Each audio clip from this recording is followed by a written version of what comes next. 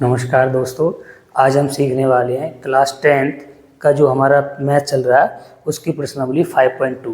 देखिए, आज हम सीखेंगे प्रश्नावली 5.2 का क्वेश्चन नंबर 3। इससे पहले वाले जो प्रश्न हैं वो हम इससे पहले वाली वीडियो में बना चुके हैं। यदि आपने उस वीडियो को नहीं देखा है तो उसका जो लिंक है वो डिस्क्रिप्शन बॉक्स में आपको मिल जाएगा। ठीक है, आइए शुरू करते हैं क्वेश्चन नंबर 3। देखिए क्या कहा जा रहा है कि निम्नलिखित समांतर श्रेणियों में रिक्त बॉक्सेस के पदों को क्या करिए, ज्ञात कीजिए। आइए देखिए, इसका सबसे पहला सवाल देखते हैं। फर्स्ट क्वेश्चन इसमें दे रखा है, देखिए सबसे पहला पद कितना दे रखा है, 2। दूसरे पद को इसने खाली कर दिया है और हमें तीसरा पद दिया गया है। अगर हम इसे नॉर्मल रूप से देखें तो ये हमारा पहला पद है, ये दूसरा और ये तीसरा। तो अगर हम यहाँ पे समझने का प्रयास करें तो आपको समझ में आ रहा होगा कि हमें पहला पद यहाँ ज्ञात है और हमें तीसरा पद ज्ञात है। तो हमसे कौन सा पद पूछा गया है, दूसरा। ठीक है, तो चलिए शुरू करिए। सबसे पहला बताइए कौन सा पद मालूम है हमें, पहला। तो हम लिखेंगे यहाँ से एपी का प्रथम पद। प्रथम पद कहिए या पहला पद कहिए, कितना मालूम है, 2। तो ए का मान हमें कितना मालूम है, 2। ठीक है, अब हमें यहाँ से मालूम है कौन सा, कि एपी का तीसरा पद। तो एपी का जो तीसरा पद है वो हमें कितना पता है, 26 पता है। अब आप बताइए तीसरे पद को कैसे ज्ञात करते हैं। तो तीसरे पद को हम ज्ञात करते हैं a+2d लगाकर। हम इसमें शॉर्ट वाले फॉर्मूले का यूज कर रहे हैं जो हम आपको इससे पहली वाली वीडियो में समझा चुके हैं। आपको मालूम होगा, जैसे मान लीजिए 10वां पद निकालना होता है तो a+9d करते हैं। 15वां पद निकालना होता है तो a+14d करते हैं। मान लो हमें निकालना हो 20वां पद तो a+19d, यानी जितने पद निकालते हैं उसमें से एक डी क्या कर देते हैं, कम कर देते हैं। तो तीसरे पद का फॉर्मूला क्या होगा, a+2d और बराबर कितना दे रखा है, 26। अब देखिए a का मान लगा दीजिए कितना, 2। ठीक है, और 2d अपनी जगह ऐसे ही बराबर कितना, 26। तो यहाँ से ये सॉल्व होकर आ जाएगा 2d बराबर 26 और ये प्लस का 2 इधर आके हो जाएगा बेटा माइनस का। तो यहाँ से बचेंगे 2d बराबर 24। तो फिर यहाँ से जो d का मान बचेगा वो आ जाएगा 24/2 और 2 से काटोगे तो कितने आ जाएंगे, ये 12। तो अर्थात यहाँ से जो d का मान हमें मिला वो कितना मिला, 12। d का मतलब हमें सार्वंतर मिल गया। अब देखिए मैं आपको यहाँ से एक चीज़ और बता देना चाहता हूँ। देखिए, जब भी कभी आपके सामने एपी का कोई भी प्रश्न आए तो आप सबसे पहले उसमें ए का मान यानी प्रथम पद ज्ञात करने का प्रयास करें और डी का मान ज्ञात करने का प्रयास करें, यानी प्रथम पद और सार्वंतर। यदि आप इन दोनों चीज़ों के मान को पता लगा लेते हैं फिर आप एपी का कोई सा भी पद ज्ञात कर सकते हैं बिना किसी टेंशन के। ठीक है, तो हमारे पास ए आ गया 2 जो कि हमें ऑलरेडी पता था और डी हमने निकाल दिया कितना, 12। अब बताइए कौन सा पद हमसे पूछा गया। तो हमसे पूछा गया दूसरा पद। लगाइए सूत्र इसका। तो लिखेंगे एपी का दूसरा पद। तो हम दूसरे पद को ज्ञात करने के लिए कौन सा फॉर्मूला यूज करेंगे, a+d, जिसमें a का मान आपके पास कितना है, 2 और प्लस d का मान आपके पास कितना है, 12। तो कितने हो गए, ये 14। इसका मतलब ये जो खाली बॉक्स है उसमें हमारे एपी का दूसरा पद कौन सा आ जाएगा, 14। तो इस प्रकार से हम क्या कर सकते हैं, इसके आंसर को ज्ञात कर सकते हैं। देखिए अब हम सीखते हैं इसका सेकंड पार्ट। देखिए सेकंड पार्ट में कुछ इस तरीके से हमें दिया गया है, यानी इसमें सबसे पहला वाला बॉक्स हमें खाली करके दिया है और दूसरे पद का मान हमें पता है, तीसरे पद का हमें मान नहीं पता है और चौथे पद का पता है। इसका मतलब पता है क्या हुआ कि इसमें हमें दूसरा पद मालूम है और चौथा पद मालूम है। कौन कौन सा पूछा है, पहला पूछा है और तीसरा पूछा है। तो सबसे पहले अब आप बताइए, ये एपी है और एपी में हम प्रथम पद को क्या मानते हैं, ए, और सार्वंतर को क्या मानते हैं, डी।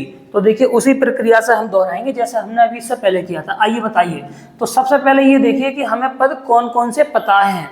तो हमें पता है एपी का दूसरा पद। तो यहाँ से लिखना प्रारंभ करेंगे एपी का दूसरा पद और दूसरे पद का जो मान है वो हमारे पास 13 दिया गया है। अब मैंने आपको इससे पहले बताया था जो भी पद दिया हो ना उसी का सूत्र लगा दीजिए आप। अब बताइए दूसरे पद का सूत्र क्या होता है हमारे पास, a+d बराबर कितना, 13। अब देखिए यहाँ हमारे पास समस्या क्या है। समस्या हमारे पास ये है कि ना तो हमें यहाँ a का मान मालूम है और ना ही हमें d का मान मालूम है। जैसे इससे पहले वाले सवाल में हमें a का मान मालूम था, अब यहाँ पे दोनों ही चीजें हमें नहीं पता है, ना ए हमें पता है ना डी हमें पता है। तो इसलिए मजबूरी में हम इसको क्या करेंगे, समीकरण नंबर 1 बना देंगे। ठीक है, अब आप अगले को देखेंगे। अगला कौन सा पद है हमारे पास, ये कौन सा पद हमें पता है, चौथा। अरे भाई ऐसा देख लो, ये पहला है, ये दूसरा, ये तीसरा और ये चौथा। तो अब हमें मालूम है एपी का चौथा पद, AP का चौथा पद, बताइए कितना है चौथा पद हमारे सामने 3। अब चौथे पद का बताओ सूत्र क्या होता है, तो चौथे पद का जो सूत्र होता है वो होता है A + 3D और बराबर कितने 3। इसको बना दीजिए समीकरण नंबर 2। अब आप दोनों समीकरणों को ध्यान से देखेंगे तो आपको समझ में आएगा कि इन्हें हम विलोपन विधि से बड़े आराम से सॉल्व कर सकते हैं, और विलोपन विधि हम तुम्हें पढ़ा चुके हैं चैप्टर नंबर 3 में। अब आप देखिए चैप्टर हम 5 में पढ़ रहे हैं, लेकिन यूज कौन से चैप्टर का हो रहा है यहाँ, चैप्टर नंबर 3 के विलोपन विधि का। तो इसीलिए मैथ में जो है हर चीज क्या होती है, एक दूसरे से जुड़ी हुई रहती है। चलिए कोई बात नहीं, तो देखिए विलोपन विधि का हम इसमें यूज करेंगे। हमें दिख रहा है यहाँ पे भी A है और यहाँ पे भी A है, दोनों जगह चिन्ह कैसे हमारे सेम है। इसका मतलब हम क्या करेंगे, समीकरण 2 में से समीकरण 1 को क्या कर देंगे, घटा देंगे। तो यहाँ से एक लाइन लिखेंगे हम कि समीकरण 2 में से समीकरण 1 को घटाने पर, अच्छा कैसे समीकरण को घटाते हैं, आइए मैं बताता हूँ। घटाते समय चिन्ह क्या करते हैं, देखो बदलते हैं। कैसे, समीकरण 2 हमारी यही तो है, A + 3D बराबर कितना 3। समीकरण इसमें से घटानी है हमें इसको, है ना। तो A + D बराबर कितने 13। तो घटाते समय चिन्ह हम क्या करते हैं, देखो बदलते हैं। तो यहाँ प्लस है तो माइनस हो जाएगा, यहाँ प्लस है तो माइनस, और यहाँ प्लस है तो माइनस। A से कट जाएगा A। अब देखिए प्लस के 3D में से माइनस के D घटाइए तो कितने बचेंगे, यहाँ से 2D। ध्यान से देखते रहना, समझ में आ जाएगा बड़े आराम से। अब ये 3 है प्लस के और 13 का के हमारे माइनस के, तो प्लस माइनस माइनस यानी घटेगा। तो यहाँ से जो घट के बचेगा वो बचेगा माइनस के 10। तो अब देखिए यहाँ से जो D का मान आ जाएगा -10/2। 2 से काटेंगे 2 पंजे 10, तो यहाँ से जो D का मान बचेगा वो बचेगा -5। एक मान हमारा निकल गया। इससे पहले वाले साल में भी हमने बताया था AP में 2 चीजें मेन होती हैं, D यानी सार्वंतर का मान और A यानी प्रथम पद का मान। अगर ये दोनों आप पता लगा लेते हैं तो फिर आप कोई सा भी पद बड़े आराम से क्या कर सकते हैं, निकाल सकते हैं। तो हमारे पास D का मान आ गया। अब इस D के मान से A का मान कैसे निकालें, इस D का मान समीकरण नंबर 1 में लगा दो या समीकरण 2 में लगा दो। चलो मैं 1 में लगा दे रहा हूँ, ठीक है। तो यहाँ से लिखूंगा मैं D का मान समीकरण नंबर 1 में रखने पर। अब समीकरण 1 देखिए यही तो है हमारे सामने, तो लिखिए A + D बराबर कितना 13, ठीक है। A हमें पता लगाना है तो बेटा A की जगह तो A रहने दीजिए, और देखिए प्लस की जगह प्लस, और D का मान कितना है -5 और बराबर कितना 13। तो A और प्लस माइनस क्या हो जाएगा, ये माइनस बराबर कितने 13। तो A बराबर 13, ये उधर जाए काय का हो जाएगा प्लस का। तो 13 और 5 कितने हो गए 18। तो A का मान आ गया 18। A का मतलब पहला पद हमारा 18 आ गया, ठीक है। तो हमसे पूछा क्या क्या गया, अरे भाई हमसे पहला ही पद तो पूछा गया है, पहला पद पूछा गया है, और कौन सा पद पूछा गया है, तीसरा। तो बस लिख दीजिए, इसलिए AP का प्रथम पद, और प्रथम पद हमारा बताओ कितना होता है, AP का A तो होता है, और A का मान तुम्हारे सामने कितना तैयार है 18, यानी A तो आ गया प्रथम पद कितना 18। तो पहले बॉक्स में तो हमने 18 भर देंगे। अब अगला देखिए कौन सा बॉक्स पूछा गया हमसे, पहला दूसरा तीसरा, ये तीसरा है। तो लिख दीजिए AP का तीसरा पद, और तीसरे पद का जो हमारा सूत्र है वो है A + 2D। तो देखिए पहले A का मान लगाइए, कितना है A का मान 18, ठीक है। प्लस की जगह प्लस, 2 की जगह 2, और D का मान हमें कितना दे रखा है -5। लगाइए भाई यहाँ से, तो कितना बचेगा 18 अपनी जगह ऐसा ही, प्लस माइनस माइनस, 2 पंजे कितने हो जाएंगे 10। तो 18 में से घटेगा 10, कितने बचेंगे 8। इसका मतलब ये कौन सा पद आ गया हमारा तीसरा, तो इसमें आप 8 भर देंगे। तो इस तरीके से हमने दोनों आंसर पता लगा दिए। पहले पद का मान कितना आ गया 18, और तीसरे पद का मान कितना आ गया 8, और यही हमारा है आंसर। अब देखिए मैं यहाँ से आपको एक चीज समझा दूं, ये क्वेश्चन ना एग्जाम में ऐसे नहीं आएगा जैसे आपके सामने यहाँ लिखा हुआ है, नहीं। अब आपका वो सर कैसा आएगा, फिर ये पता है सवाल एग्जाम में देखिए कैसा आएगा। मान लो ये वाला सवाल किसी को एग्जाम में देना हो तो पता है वो कैसे लिखाएगा भाषा, उस AP के प्रथम और तीसरा पद ज्ञात कीजिए जिसका दूसरा पद 13 हो तथा चौथा पद 3 हो।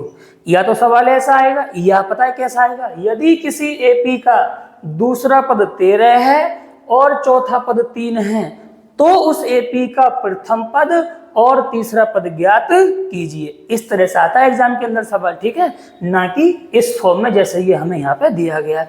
तो उम्मीद है आप समझ गए होंगे। अब देखते हैं इसका अगला पार्ट।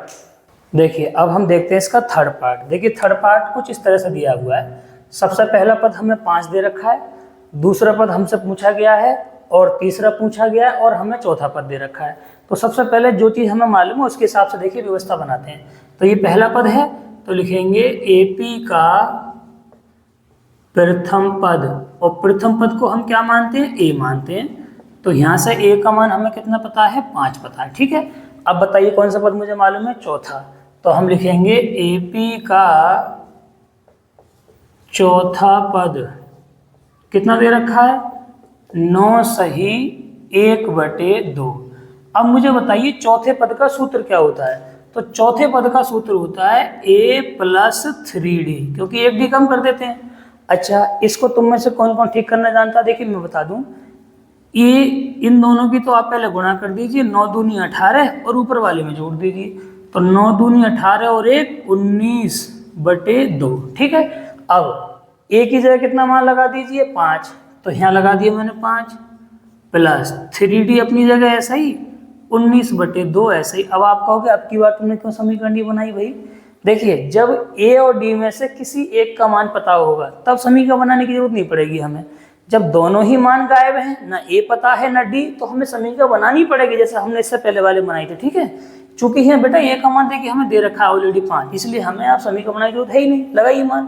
तो देखो सॉल्व करते हैं इसे, 3d ऐसे रहने देते हैं 19/2 ऐसा ही।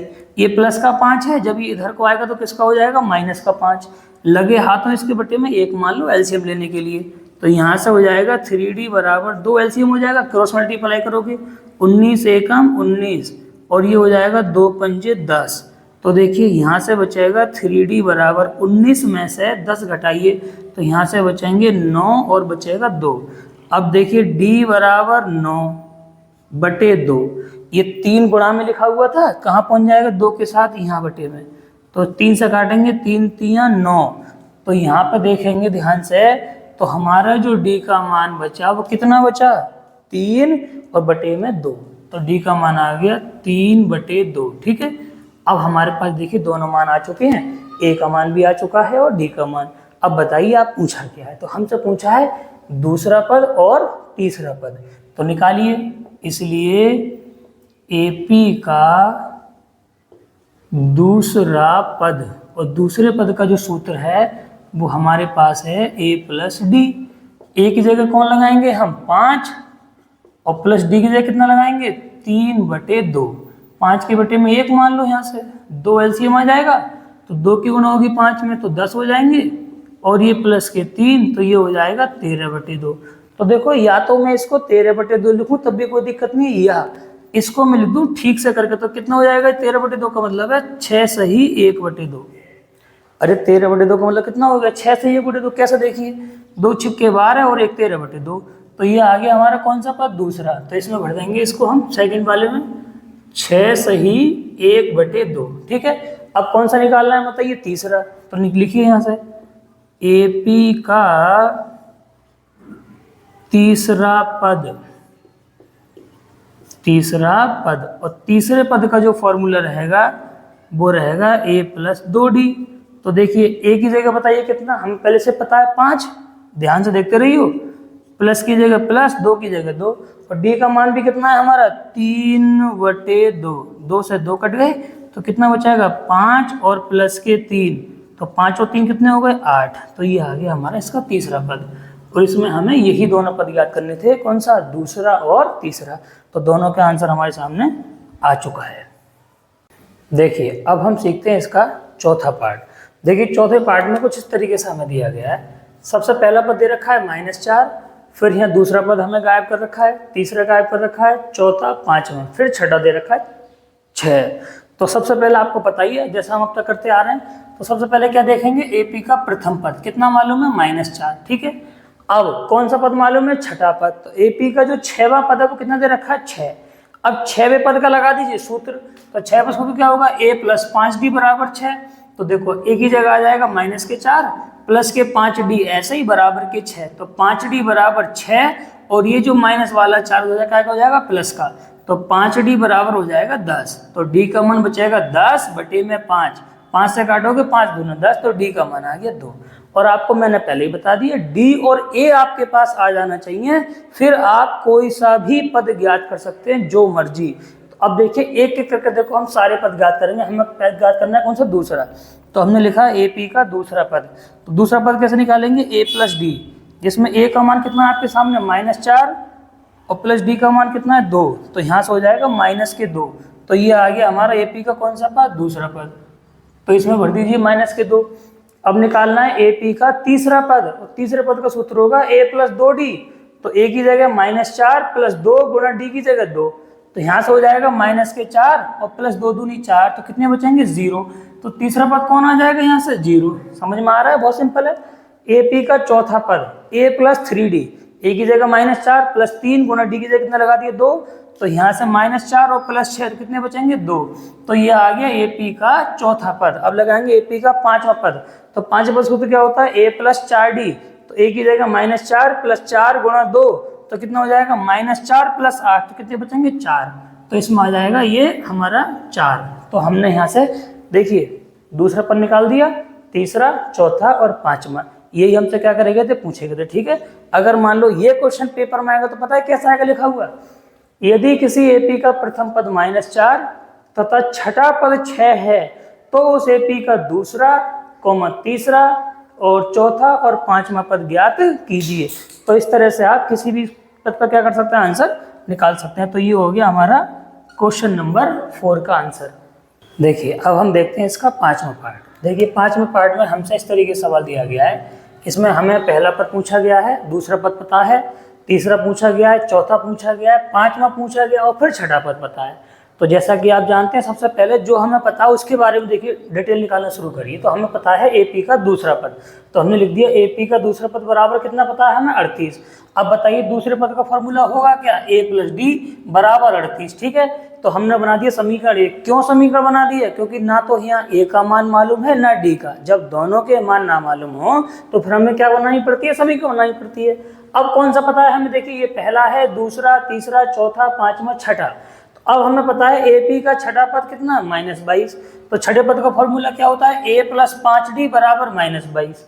अब ये तुम्हारे सामने दोनों समीकरण बन गई, इनको हम हल कर रहे हैं विलोपन विधि लगा के। तो हम क्या करेंगे, समीकरण 2 में से समीकरण 1 को क्या करेंगे, घटाएंगे। तो देखिए समीकरण 2 हमारी तो थी a प्लस 5d बराबर कितने -22। तो देखिए हमने क्या लिखा यहाँ से, इसमें से घटा दिए a प्लस डी बराबर 38। और घटाते समय क्या होता है, चिन्ह सब बदल जाते हैं। कैसे चिन्ह बदलते हैं, प्लस की जगह माइनस, प्लस की जगह माइनस और प्लस की जगह माइनस। a से कट गया a, 5d में से हमने जब d घटाया तो कितने बचे 4d, और यहाँ से बच गए -22 और -38 हो गए -60।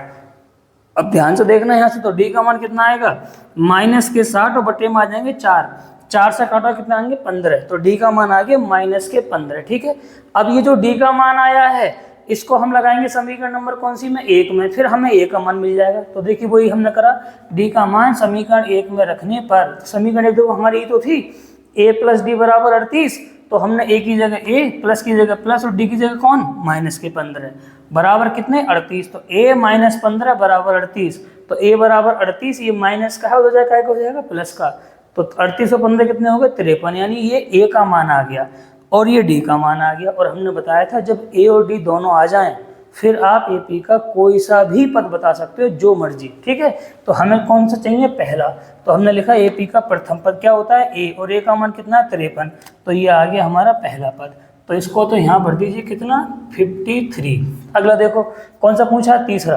तो AP का तीसरा पद क्या होगा, a प्लस 2d लगाइए, a की जगह 53 प्लस 2 गुणा d की जगह कौन -15, देखो निकाल चुके पहले ही हम। ठीक है, तो क्या हो जाएगा 53 और प्लस माइनस 30, तो यहाँ से बचेगा 53 में 30 का तो 23, तो ये आ गया हमें AP का कौन सा पद, तीसरा।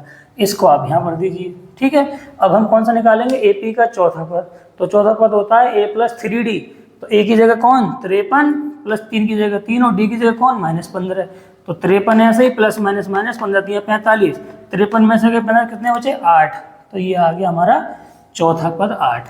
अब कौन सा रह गया है 5वां, तो AP का 5वां पद। सूत्र क्या लगेगा, A + 4D, तो A की जगह 53 + 4 गुणा D की जगह कौन -15, तो 53 प्लस माइनस माइनस 15 चौके 60, तो कितना बचेगा -7। तो ये आ गया हमारा इसका 5वां पद। तो इस तरह से हम इसको आंसर क्या कर सकते हैं, पता लगा सकते हैं। देखिए अब हम सीखते हैं इसका क्वेश्चन नंबर 4। देखिए क्वेश्चन नंबर 4 में हमसे कहा जा रहा है कि AP 3, 8, 13, 18 का कौन सा पद 78 है। यानी ये पूछा जा रहा है कि आखिरकार इस AP का कौन सा पद क्या है, 78 है। आइए देखिए कैसे सीखेंगे हम इसको। तो सबसे पहले AP में मुझे देख के पता लगाइए कि AP का जो पहला पद होता है हम उसे क्या मानते हैं, A, और AP के सार्वधातुक को क्या मानते हैं हम, D। तो देखिए कैसे पता लगाएंगे। तो सबसे पहले लिखेंगे AP का प्रथम पद, और प्रथम पद को हम क्या मानते हैं, A मानते हैं, आपको पता चल गया होगा। तो A का मान यहाँ पे कितना है हमारे पास 3, ठीक है। अब हम निकालेंगे इसका सार्वधातुक, सार्वधातुक को हम क्या मानते हैं D। अब ये D निकलेगा कैसे, दूसरे पद में से पहले पद को घटा के। तो लिख दीजिए A2 - A1। तो दूसरा पद कौन है हमारे पास 8, और माइनस पहला पद कौन है 3। तो 8 में से जब 3 घटाओ कितने बचेंगे 5। तो हमारे पास A का मान आ गया 3 और D का मान आ गया 5। अब इसमें क्या कहा है, पद नहीं पूछा आपकी बार, यूँ कह रहा है कि कौन सा पद 78 है। तो लगाइए फॉर्मूला यहाँ से देखिए।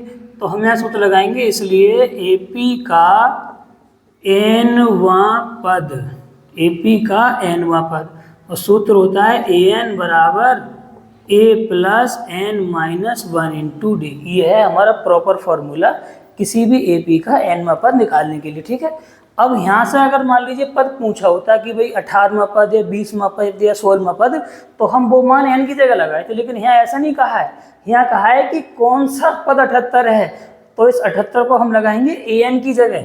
तो 78 को लगा दीजिए कहाँ, AN की जगह, यानी 78, ठीक है। A की जगह कौन लगेगा 3। ध्यान से देखते रहना, n का मान हमसे पूछा गया है, यानी जो भी नंबर n का आएगा उतना ही पद कौन होगा, 78 होगा हमारा, ठीक है। गुणा D का मान कितना 5। इसको सॉल्व कर लीजिए अब। तो देखिए 78 अपनी जगह ऐसे ही, 3 को उठा के मैं इधर ले आया, माइनस का हो गया। इधर से बचे मेरे पास n - 1 और बचे 5, ठीक है। 78 में से आप 3 कम करिए, कितना बचेगा यहाँ से, अरे 8 में से 3 कितने बचेंगे 5, और कितने 7, 75 बच गया ये। और बराबर 5 की गुणा करिए n में, तो 5n और -5 एकम 5। अब देखो 75 अपनी जगह ऐसे ही है, ये वाला माइनस का 5 इधर ले आइए, प्लस का 5 हो जाएगा, बराबर बचेगा 5n। तो ये हो गए दोनों जुड़ के 80, बराबर कितना 5n। अब इनको सीधा कर दीजिए आप, तो 5n बराबर 80। तो यहाँ से बचेगा n बराबर 80/5, 5 से काट दीजिए, 5 एकम 5, कितने बचे 30 बचे। तो कितने हो जाएगा 5 × 30। तो n का मान कितना आ गया यहाँ से 16। तो इसका मतलब ये हुआ कि इस AP का 16वां पद कौन होगा, 78 होगा। तो देखिए फाइनल आंसर लिखना सीखिए कैसे लिखते हैं। तो हम लिखेंगे अतः AP का 16वां पद क्या होगा, 78 है या 78 होगा, ठीक है। तो इस तरीके से निकालेंगे इसका आंसर। देखिए अब हम सीखते हैं इसका क्वेश्चन नंबर 5। देखिए क्वेश्चन नंबर 5 में हमसे कहा जा रहा है कि निम्नलिखित समांतर श्रेणियों में से प्रत्येक श्रेणी में कितने पद हैं। अब देखिए ये थोड़ा सा देखिए समझने का सवाल है। यहाँ से आपको ये AP दे रखी है 7, 13, 19 अप टू डैश कहाँ तक 205 तक। तो इसमें ये बताया है कि भाई ये पता लगा के बताओ कि इसमें कितने पद हैं। अब देखिए एक तो देसी तरीका हमारे पास ये है, बहुत ही नॉर्मल सा, कि भाई हम इनको इस तरीके से डिफरेंस हमें दिख रहा है कि 6 का चल रहा है, तो हम 6 बढ़ाते जाओ कहाँ तक 205 तक, और फिर उनको गिनने बैठे तो वो तो हो जाएगी पागलपंती। अब इसका देखिए सिंपल तरीका क्या है, ऐसा देखिए मैं समझाता हूँ आपको, इसमें कैसे पता चलेगी कितने पद हैं। तो हम करेंगे इस 205 का नंबर पता लगाएंगे कि ये 205 कौन से नंबर पे है, और सबसे लास्ट में यही है। मान लीजिए ये बैठेगा 20वें नंबर पर, तो हम कह देंगे साहब लाइन में कितने पद हैं, 20 पद हैं।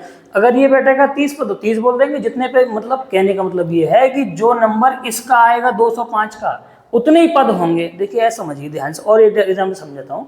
मान लीजिए स्कूल में कोई बच्चों की लाइन लग रही है, बहुत सारे बच्चों की, और हमने हर बच्चे को कोई ना कोई नंबर दे रखा है कि भाई ये तेरा पहला है, दूसरा, तीसरा, चौथा, 5वां। तो हम एक तरीका तो ये है कि हम उन्हें गिनने बैठे किसी तरीके से, या चुपचाप जाके सबसे लास्ट वाले बच्चे से उसका नंबर पूछ लें कि भाई तू कौन से नंबर पे है। जौन से नंबर पे वो होगा उतनी क्या होंगी, लाइन में लोग खड़े होंगे। तो यहाँ पे वही चीज तो है। तो हमें पता है कि सबसे लास्ट में कौन सा पद है, 205। तो हम क्या करेंगे, इस 205 का नंबर पता लगाएंगे कि ये कौन से नंबर पे है, और जो जितने नंबर पे ये होगा उतने क्या होंगे हमारी एपी में पद होंगे। आइए देखिए कैसे है, मैं समझाता हूँ अब यहाँ से। तो बताइए मुझे, ए का मान कितना है तुम्हारे पास, 7। अरे ए का मतलब है पहले पद का मान 7 है, सबको दिख रहा है। अब डी निकालिए, डी मतलब सारवंतर। कैसे निकालते हैं, दूसरे में से पहले पद को घटा के।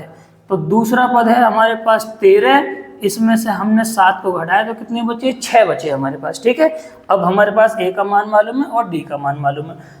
अब लगाइए फॉर्मूला, एपी का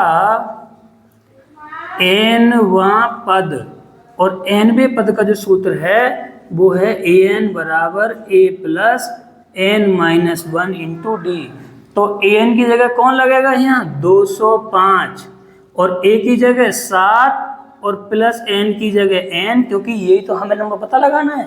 और d की जगह कौन, यहाँ से 6। इसको सॉल्व करेंगे, देखिए 205 और उठा के ले आओ 7, इधर को माइनस का हो जाएगा। ठीक है, यहाँ से बचेंगे n माइनस 1 गुणा बचेगा 6। 205 में से आपने 7 कम कर दिए, बताइए जरा कितना बचेगा, यहाँ से बचेगा 198, 198 बचेगा। 6 की गुणा करिए, n में 6 और 6 एकम 6। अब देखिए 198 ऐसे ही, ये 6 माइनस के हैं, इधर को लाइए प्लस के हो जाएंगे, बराबर बचेगा 6। 198 जब तुम 6 जोड़ोगे तो ये हो जाएगा 204 और बराबर कितने, 6n। इनको जरा सीधा कर दीजिए तो यहाँ से बचेगा 6n बराबर 204। तो n का मान हो जाएगा 204 और बटे में पहुँचेंगे 6। 6 से काटिए जरा, 6 एकम 6, 6 तियाँ 18, 2 बचे 24 हो गए। ठीक है, कितना हो जाएंगे, 6 चौक 24। तो कितना मान आ गया, n का मान 34। इसका मतलब ये हुआ कि इस पूरी एपी के अंदर कितने पद हैं, 34 पद हैं। तो कैसे लिखोगे आप, अतः एपी में 34 पद हैं। कितने पद हैं, 34 पद हैं। आगे बात समझ में, ठीक। देखिए अब हम सीखते हैं इसका 5वें का सेकंड पार्ट। देखिए सेकंड पार्ट में हमें दे रखा है 18,15 सही 1/2, 13 और लास्ट में पद दे रखा है माइनस के 47। फिर से वही चीज में फिर से हमसे ये पूछा है कि इस एपी में कितने पद हैं। तो देखिए ऐसा सवाल जब भी आए, मैं आपको फिर से बता दूं यहाँ पे, तो आप क्या करें, जो सबसे लास्ट में दे रखा है ना पद, उसका नंबर पता लगा लो। तो उसका जितना भी नंबर होगा उतने क्या होंगे, पद होंगे एपी में। ठीक है, आइए शुरू करते हैं बिल्कुल उसी की तरह। तो यहाँ से देखेंगे तो ए का मान कितना हमारे पास 18। अरे सबसे पहला पद ही तो ये होता है। अब यहाँ से डी निकाल लीजिए, डी कैसे निकलेगा, दूसरे पद में से पहले पद को घटा के। अब आप देखें दूसरा पद आपके सामने कितना है, 15 सही 1/2, और उसमें से घटाएगा कौन सा पद, पहला यानी 18। तो इसको सॉल्व कर लीजिए जरा, कितना बचेगा जी, तो 15 सही 1/2 का मान कितना आ जाएगा, 15 दूनी 30 और 1 31/2 और माइनस कितने 18 बटे में 1 मान लिया। तो इसको और आगे बढ़ा के सॉल्व करोगे तो 2 ले लोगे आप एलसीएम। तो यहाँ से क्या हो जाएगा, 31 एकम 31 क्रॉस मल्टीप्लाई और 18 दूनी 36। तो यहाँ से आप देखोगे तो ये बचेंगे माइनस के 5/2। आगे बात समझ में। तो डी का मान कितना आ गया, माइनस के 5/2 और ए का मान हमें पता था। तो अब लगाइए फॉर्मूला। तो हम लिखेंगे यहाँ से वही फिर से कि एपी का nवां पद और nवें पद का जो सूत्र है वो आपको याद हो गया होगा, an बराबर a plus n minus 1 into D. an की जगह कौन सा मान, -47, ये लगाइए यहाँ से माइनस के 47, बराबर की जगह बराबर, a की जगह कौन 18 प्लस n की जगह n, माइनस की जगह माइनस, और d के स्थान पर कौन आएगा, माइनस के 5/2। ठीक है, इतना समझ में आ चुका है। अब देखिए सॉल्व कैसे करना है इसको। ये है माइनस के 47, 18 को इधर लाओगे तो ये भी माइनस का हो जाएगा, इधर से बचेगा n-1 और बचेंगे माइनस के 5/2। अब ध्यान से देखना, कुछ बच्चे यहाँ पर देखो गलती कर चिन्ह वगैरह में, -47 और -18 दोनों क्या करोगे आप, जोड़ोगे। बताइए 7 और 8 कितने हो गए, 15 के 5 हासिल कितना लगा 1, 4 और 1 5 और 1 हासिल वाला कितने हो गए, -65। ठीक है, इधर से देखो क्या क्या बचेगा, अब -5/2 की गुणा होगी n में, तो यहाँ से बचेगा -5/2 n, ठीक है। और माइनस माइनस हो जाएगा प्लस, और यहाँ से कितना हो जाएगा, ये इसके साथ गुणा हो गए, माइनस माइनस प्लस, तो कितना हो जाएगा 5/2।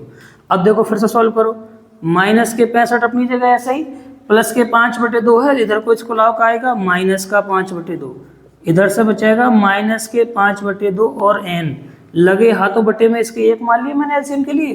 तो देखिए 2 यहाँ से एलसीएम आ जाएगा, क्रॉस मल्टीप्लाई होगी तो 2 की गुना पहुंचेगी 65 के संग, तो 65 का दूना कितना हो जाएगा 130। अरे 65 दूना 130, तो यहाँ से बचेंगे -130, माइनस 5 एकम 5 बचेगा, तो यहाँ से बचेगा माइनस के 5/2 और बचेगा n, ठीक है। अब बाकी का देखिए हम इधर सॉल्व कर दे रहे हैं, यहाँ पे कितना मान बचेगा ध्यान से देखना, ये हो जाएंगे माइनस के 135 और बटे में कितने 2, जो कि हमारे पहले सही है। इधर आ जाओ बराबर माइनस के 5/2 और n। अब देखिए माइनस से माइनस खत्म, बटे के 2 से बटे के 2 खत्म, तो यहाँ से सिंपल सा बच गया 135, उधर से बच गया 5n, ठीक है। दोनों को सीधा कर लो, तो 5n बराबर 135, तो n बराबर आ जाएगा 135/5, 5 से काट दीजिए, 5 दूना 10, 3 बच गए 35 हो गए, 5 सत्ते 35, तो n का मान आ गया 27।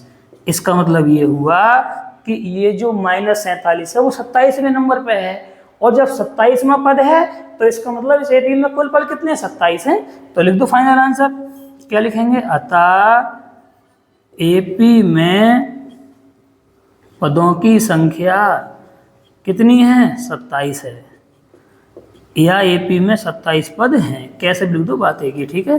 तो ये आ गया आपका 5 में के सेकंड का आंसर। देखिए अब हम सीखते हैं क्वेश्चन नंबर 6। देखिए क्वेश्चन नंबर 6 में हमसे कहा जा रहा है कि क्या एपी 11, 8, 5, 2 का एक पद -150 है, और यदि है तो क्यों, और यदि नहीं है तो क्यों। देखिए आपको समझाऊं, पहले मैं एक चीज यहाँ से बता दूं, एपी के अंदर जितने भी पद होते हैं ना, तो पदों का जो नंबर होता है हमेशा एक प्राकृतिक संख्या के रूप में ही होता है। जैसे कैसे, मान लो चौथा पद, 5वां पद, छठा पद, 7वां, 1000 या 198 या 92 या 62 या 60 या 70, इस तरह से। कभी आपने ऐसा नहीं देखा होगा कि साहब 4.5वां पद या 3.5वां पद या मतलब 3.4वां पद, इस तरीके से नहीं होता। यानी एपी में जो पदों की संख्या मिलेगी वो क्या मिलेगी आपको, प्राकृतिक संख्या के रूप में मिलेगी। अर्थात यदि n का मान किसी प्राकृतिक संख्या के रूप में आता है, मान लो कोई प्राकृतिक नंबर आता है, तब तो वो पद होगा, और यदि n का मान प्राकृतिक संख्या नहीं आता है तो वो पद एपी के अंदर नहीं होगा। तो आइए देखिए कैसे इसको चेक करते हैं। तो सबसे पहले देखिए एपी में देख के पता लगाइए ए का मान बोलो कितना है, तो ए का मान है हमारे पास 11, ठीक है। अब डी निकालिए, तो डी निकालने का तरीका क्या है, दूसरे पद में से पहले पद को घटा दीजिए। तो दूसरा पद हमारे पास कौन है 8, और इसमें से पहला पद कौन घट जाएगा -11। बताओ 8 है प्लस के और 11 है माइनस के, कितना बचेगा भाई घटाने के बाद, तो यहाँ से बचेगा घटाने के बाद -3, ठीक है। अब सूत्र फिर से हम वही लगाएंगे, इसलिए एपी का nवां पद, एपी का nवां पद, तो क्या सूत्र होगा, an बराबर a plus n minus 1 into D. तो an की जगह लगाएंगे -150, क्योंकि इसी को तो चेक करना है, -150। a की जगह हमारा कौन 11, प्लस की जगह प्लस, n की जगह n और d की जगह -3। अब देखो मैं आपको पहले बता दूं, यदि हम यहाँ से इसको सॉल्व करेंगे और अगर n का मान प्राकृतिक संख्या आ जाती है तो हम कह देंगे ये पद है एपी में, और अगर n का मान कोई प्राकृतिक संख्या नहीं आती है तो हम मना कर देंगे कि इसका मतलब ये वाला पद एपी में है ही नहीं, ठीक है। आइए देखिए कैसे, तो सॉल्व करिए पहले। तो -150, ये 11 प्लस की इधर को लाए क्या हो जाएगा माइनस का, इधर से कौन कौन बचेंगे n-1 बचेगा, गुणा में बचेगा -3, तो -150 और -11 दोनों जुड़ गए, कितने हो जाएंगे -161। इधर से देखेंगे तो -3 की गुणा n में होगी तो -3n, माइनस प्लस 3 एकम 3, तो देखिए -161 और ये 3 का है प्लस का, इधर आए का हो जाएगा माइनस का, तो बराबर बचेगा -3 है, तो जब हो जाएंगे -164, दोनों जुड़ जाएंगे ये, उधर से बचेगा -3n, माइनस से माइनस खत्म, तो 164 बराबर बचेगा 3n, सीधा कर देंगे तो ये हो जाएगा 3n बराबर 164। अब देखिए यहाँ से इधर से देखेंगे तो n का मान कितना हो जाएगा भाई 164 और बटे में आ जाएगा 3। अब देखो इसको सोल्व करके देख लो, अगर कोई पूर्ण संख्या मिल जाती है, सॉरी प्राकृतिक संख्या मिल जाती है तो ये होगा, वरना नहीं होगा। देखिए चेक करिए, काटो, चलो 3 से काटते हैं, 3 एकम 3, 3 दूनी 6, 3 3 3 चौक 12, 3 पंजे 15, ठीक है। तो हमने काटा पहले 3 पंजे 15, एक बच गए 14 हो गए, ठीक है। तो फिर पढ़िए पहाड़ा, 3 चौके कितने हो जाएंगे 12, फिर 2 बचेंगे 20 हो जाएगा, फिर हम पॉइंट लगाएंगे तो कितना बचेगा 3 6 18, फिर 2 बचेंगे, फिर पॉइंट लगाओगे तो कितना बचेगा इस तरीके से। तो ये नंबर इस तरीके से आता जाएगा, यानी यहाँ बचेगा 54.666। कहने का मतलब ये है कि अब ये संख्या हमारी प्राकृतिक संख्या नहीं है। अरे भाई 54.6 ये कोई पद होगा क्या? या तो 54 होता, 55 होता, 53 होता, 50 होता तो हम मान लेते। तो हम सीधा सीधा यहाँ पे पता है क्या भाषा लिखेंगे, चूंकि यहाँ n का मान एक प्राकृतिक संख्या नहीं है, n का मान एक प्राकृतिक संख्या नहीं है, ठीक है। अब लिख देंगे फाइनल करके, अतः -150 AP का पद नहीं है। यानी ये जो -150 है इस AP में आएगा ही नहीं, अर्थात ये इस AP का पद नहीं है, ठीक है। उम्मीद करते हैं अब तक इतना जितना भी मैंने समझाया आपको समझ में आया होगा। देखिए वीडियो को आप पूरा देखिए, और मैंने आपकी सुविधा के लिए हर सब्जेक्ट वाइज प्लेलिस्ट मैंने बना रखी है, आप क्रम से वीडियो को जाकर देख सकते हैं। और समय समय पे हम अपनी कम्युनिटी वाले में भी कुछ ऑब्जेक्टिव क्वेश्चन डालते रहते हैं, आप चाहें तो उन्हें भी देख सकते हैं, ठीक है। और यदि कोई आपको डाउट रहता है किसी प्रकार का, आपको कोई सुझाव है तो आप अपना कमेंट बॉक्स में हमें बता सकते हैं। और मैं तो यही कहूँगा कि जो भी कक्षा 10th वाले बच्चे हैं, आप इस वीडियो को उन्हें क्या कर दिया करें, शेयर कर दिया करें। और बाकी हम इससे आगे का किसी अगली वीडियो में सीखेंगे। तो मिलते हैं किसी अगली वीडियो में, तब तक के लिए नमस्कार।